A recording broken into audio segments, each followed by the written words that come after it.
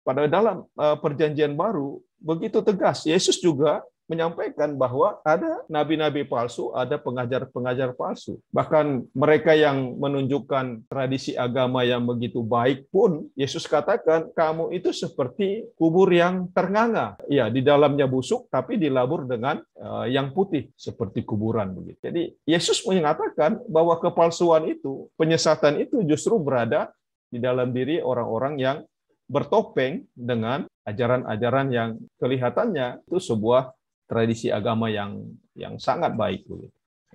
Karena itu Yesus katakan, kamu adalah penipu, kamu pembohong, ya. Kamu menyatakan bukan apa yang dinyatakan oleh Allah di dalam Injil Kristus, ya.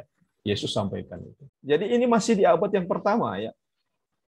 Pada waktu Rasul Paulus melayani, baik mendampingi dan mengingatkan Timotius dan juga Titus, dia mengulangi lagi peringatan-peringatan ini. Dan itulah sebabnya di sini Rasul Paulus katakan, hindari persoalan yang dicari-cari itu, ya, dan bodoh. Saudara, dari kebenaran ini kita sebenarnya perlu juga merenungkan dan memikirkan, saudara. Saya sendiri tidak anti berdebat, tetapi kebenaran ini mengajarkan kepada kita, pada waktu kita hanya berdebat yang kemudian sekedar untuk menjadi kepuasan secara pengetahuan dan teologi kita, Alkitab mengatakan di sini justru kita menjadi bodoh. Dalam ayat 9 jelas. Justru Rasul Paulus dan juga kebenaran firman Tuhan mengajarkan kepada kita hindari. Bukan menghindari perdebatannya, tapi kalau sampai semua itu hanya sebuah percakapan yang kosong, bukan isinya Injil Kristus yang menyelamatkan kita, itu hanya sekedar pertengkaran saja. Kan ditegaskan oleh Rasul Paulus di sini, dikatakan untuk apa memperdebatkan hukum Taurat, membuat percekcokan.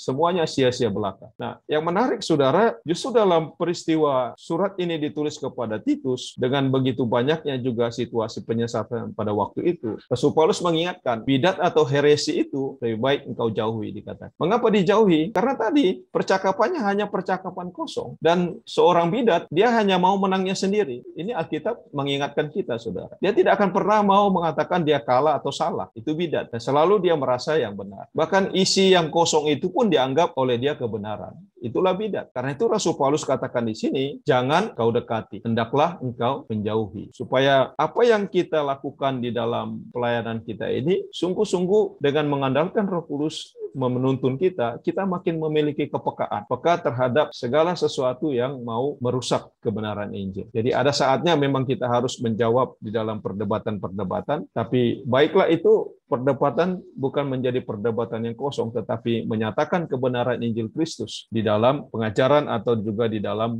penyampaian kesaksian-kesaksian kita. Heresi itu memberikan arti menyeleweng, ya, atau melakukan penyelewengan dari kebenaran. Ayat 11 itu memberikan peneguhan lagi, saudara, dengan dikatakan, engkau tahu bahwa orang semacam itu benar-benar sesat dan dengan dosanya menghukum dirinya sendiri. Jadi kalau kita melihat, saudara, sesudah Rasul Paulus menyampaikan kebenaran, dia masih ditolak, ya, bahkan sampai 2-3 kali dia ditolak, ya sudah tinggalkan. Karena hukuman itu akan datang bukan dari kita, tetapi dari Allah yang memiliki kebenaran. Jadi tanpa kita membela pun pasti Tuhan akan menyatakan kebenarannya. Nah, bidat kita dapat kenal ciri-cirinya dari kebenaran firman Tuhan yang disampaikan oleh Rasul Paulus, baik di dalam surat kepada Titus, juga kepada Timotius, ya.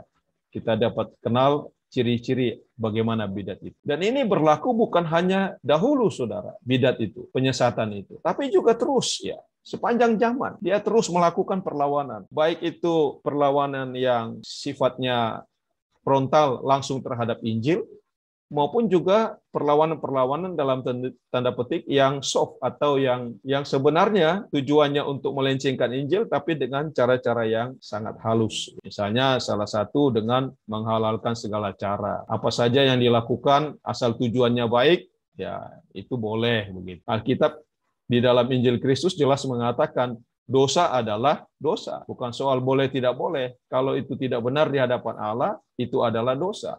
Maka dosa itu adalah pelanggaran terhadap kebenaran. Nah, termasuk di dalamnya kita diingatkan supaya kita menjadi pengikut Kristus dalam kepekaan rohani kita sebagai pengikut Kristus. Kita tahu ada ajaran-ajaran yang menyesatkan yang masih muncul di zaman kita ini. Ya.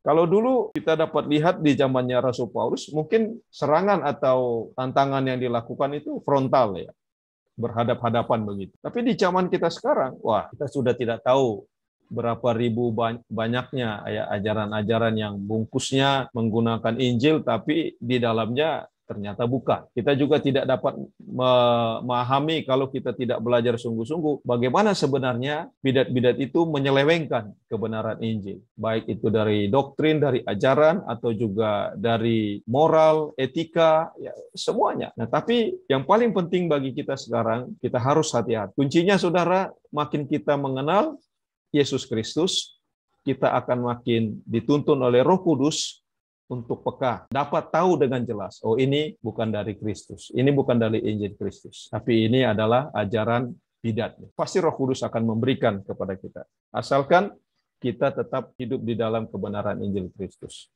Dan inilah yang menolong kita, saudara, untuk belajar kebenaran, supaya kita sungguh-sungguh mengasihi Tuhan Yesus di dalam kehidupan kita sebagai orang percaya. Biarlah Tuhan memberkati kita dan menolong Tuhan Yesus memberkati kita.